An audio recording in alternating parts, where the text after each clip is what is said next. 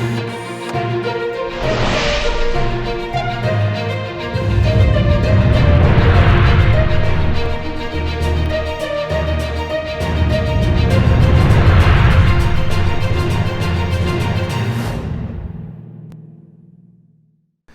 वालेकुम। इमरान खान को हुकूमत से निकालने के लिए ज़रदारी साहब और नवाज शरीफ साहब सर जोड़ के बैठे हैं, और नवाज शरीफ और ज़रदारी साहब की गुफ्तगू के बाद अचानक शहबाज शरीफ साहब जो कि कोविड पॉजिटिव थे, उन्होंने दावत दी और ज़रदारी साहब और बिलावल साहब पहुंच गए लाहौर और उनकी मीटिंग हुई है।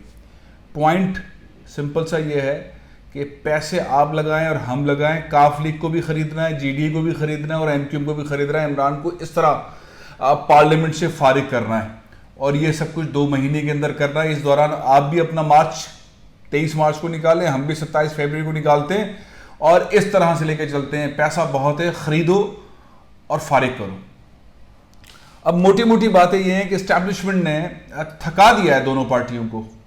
मुस्लिम लीग नून को बुरी तरह थकाया है। कभी 4 लोगों की मुलाकात, कभी 6 लोगों की मुलाकात, कभी 4 लोगों से मुलाकात, कभी इस जनरल से मुलाकात, कभी उनसे मुलाकात, और ये सारी मुलाकातों के बाद नतीजा 0।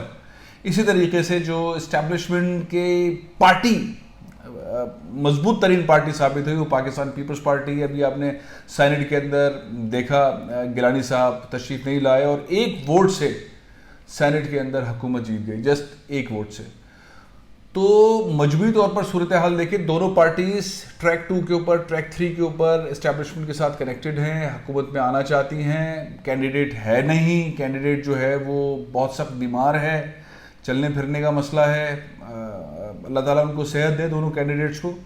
यानी कि आसिफ अली खान ज़रदारी साहब वज़ीर आज़म पाकिस्तान के कैंडिडेट हैं पाकिस्तान पीपल्स पार्टी की तरफ से, और शहबाज शरीफ साहब जिनको कोविड पॉजिटिव की रिपोर्ट्स पेश करनी पड़ी हैं कोर्ट में और वो तशरीफ नहीं लाए और अगले दिन ये मीटिंगें कर रहे थे बिल्कुल ठीक ठाक। उन्हें खौफ ये जो इस वक्त पंजाब के अंदर, इस्लामाबाद के अंदर बात ये कि शहबाज शरीफ साहब को जल्दी से गिरफ्तार किया जाए और अंदर किया जाए तो सारा मुराल नून का गिरा जाए।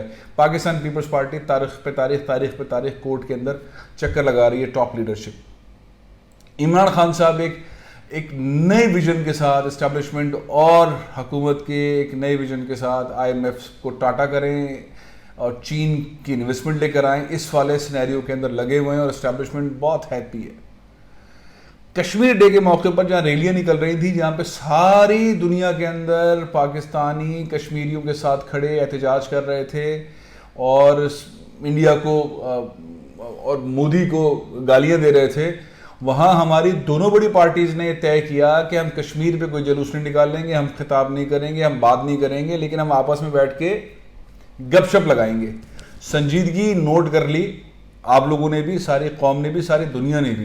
ये मुस्लिम लीग नून और पाकिस्तान पीपल्स पार्टी की संजीदगी, उनके टॉप लीडरशिप की संजीदगी किस बात पे है? इमरान खान को हुकूमत से निकालो, MQM को ख़रीद लो। MQM की ये बातें मानी जा सकती है, काफ लीग की ये बातें मानी जा सकती है, GDA की ये बातें मानी जा सकती है, इनकी ये सीटें निपटाई जाएंगी और इमरान बाहर हो जाएंगे। आपके ख्याल में मुत्तहिदा कौमी मूवमेंट बिक जाएगी? माजी को छोड़े, इस वाले सिनेरियो के अंदर बिक जाएगी, बहुत बड़ा सवाल है। लोग कहते हैं MQM तो फ़ौरन बिक जाएगी, MQM को बिकने में देर नहीं लगती, लेकिन इस वाले पॉइंट पे जहां जमात इस्लामी का बहुत बड़ा धरना रहा है, PSP का धरना अभी जारी है, उन्होंने नए गियर के अंदर नए इनकलाबी तरीक़ेकार के ऊपर आ गए कि हाँ मुआहिदा हमारा हो गया, लेकिन हम उठेंगे नहीं जब तक आप इस मुआहिदे पर अमल दरामद नहीं करेंगे। तो ये नहीं, इस सारे सूरत हाल के अंदर MQM अपने आप को सेल कर देगी पीपल्स पार्टी के हाथ या मुस्लिम लीग नून के हाथ और इस्टेब्लिशमेंट से लड़ाई कर लेगी और गेम से बाहर आ जाएगी। मेरा ख्याल है ये पॉसिबल नहीं है। GDA पीर साहब पगारा की पार्टी ऑलवेज प्रो इस्टेब्लिशमेंट चलती है। पीर साहब, बड़े पीर साहब जिंदा थे तब भी, और उनके बाद जब उनकी सियासी मामलात को देखने वाले GDA के रहनुमा हैं, सबसे बड़े रहनुमा हैं सदुद्दीन शाह राशिदी, जो पीर साहब पगारा के भाई हैं, और पीर साहब ये प्रो इस्टेब्लिशमेंट चलती है। तो ये कैसे सेल होगी? ये तो उसी नतीजे पे सेल हो सकती है, इस्टेब्लिशमेंट के हाथों, पीपल्स पार्टी के हाथों तो सेल नहीं हो सकती।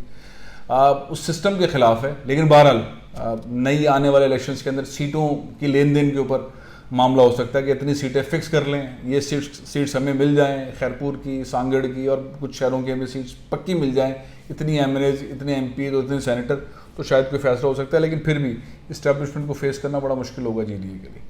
तीसरी पार्टी आ जाए चौधरी शुजात की काफ लीग, जो नाला है पंजाब में, नाराज़ है, उसे मुस्लिम लीग नून खरीद लेगी, उसे नवाज शरीफ साहब खरीद ले। लॉजिकली बड़ा मुश्किल है, क्योंकि वो भी काफ लीग भी प्रो इस्टेब्लिशमेंट है, चौधरी साहब भी, परवेज़ इलाही साहब भी, सब प्रो इस्टेब्लिशमेंट है। ये मुस्लिम लीग नून से क्यों सौदा करेंगे या पाकिस्तान पीपल्स पार्टी से क्यों सौदा करेंगे? तो ये फार्मूला तो मुझे कामयाब होता दिखाई नहीं दे रहा। लेकिन बहरहाल मौलाना फजलुर रहमान साहब की इस सारी सिनेरियो के अंदर क्या पोजीशन है, वो एमक्यूएम वालों से भी मिल रहे हैं, वो और पार्टियों से भी मिल रहे हैं। मतलब सिनेरियो ये है कि मौलाना साहब सभी से मिल रहे हैं, अच्छी बात है मिलने की। लेकिन इस सारे गेम के अंदर अगर आप पीछे आके देखेंगे तो आपको नजर आएगा ट्रैक 2 पे, ट्रैक 3 के ऊपर इस्टेब्लिशमेंट जो डिबेट कर रही है, डिस्कस कर रही है, जो पाकिस्तान के अंदर और पाकिस्तान के बाहर की सूरत हाल, इकनॉमिक सूरत हाल के ऊपर काम कर रही है, और जो इंडिया साजिशें फैला रहा है उसको कवर कर रही है। आप देख रहे हैं दहशतगर्दी के मामला, इस सारे सीन के अंदर वो चाहेगी कि ये धरने हों, और वो चाहेगी कि ऐसी दो जमातें जो कि पाकिस्तान की इंफॉर्मेशन डिस्कस करती रही हैं, डॉन लीग जैसे मामला करती रही हैं, उनको वफाक में आने दिया जाए। उनको सूबे की हुकूमत तो चला दो, टाउन वाउन की तो चला पाए, लेकिन मुस्लिम लीग नून को क्या वफाक में लाया जाए?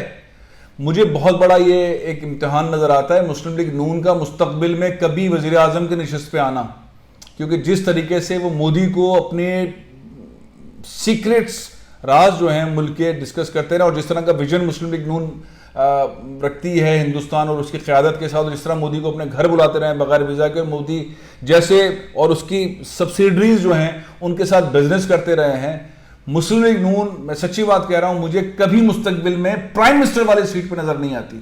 वो शहबाज शरीफ हो या मरियम साहिब हो, इस्टेब्लिशमेंट कभी नहीं आने देगी। ये अब रीजनल पार्टी के तौर पर रहेगी, सुकड़ती जाएगी, पीछे जाएगी, ये नेशनल लीडरशिप इसके हाथ में नहीं आएगी। यही विजन जो है वो उसका नजर आता है पाकिस्तान पीपल्स पार्टी का, कि बहुत बड़ी तब्दीली की जरूरत है। इतनी मिसमैनेजमेंट, इतनी करप्शन और इतनी धमकियां और ऐसी ऐसी तकारीर, ऐसी पार्टी को क्या अब फेडरेशन दे दी जाए?